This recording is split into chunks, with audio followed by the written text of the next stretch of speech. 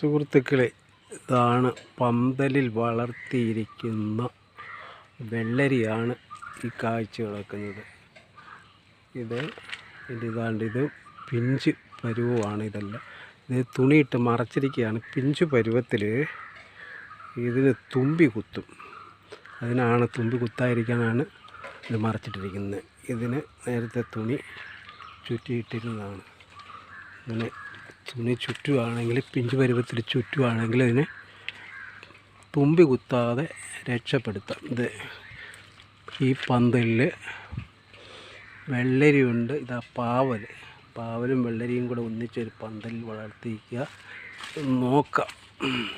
മഴക്കാലത്ത് പാവലത്ര ശരിയാകില്ലെങ്കിലും നോക്കാം. ഓക്കെ.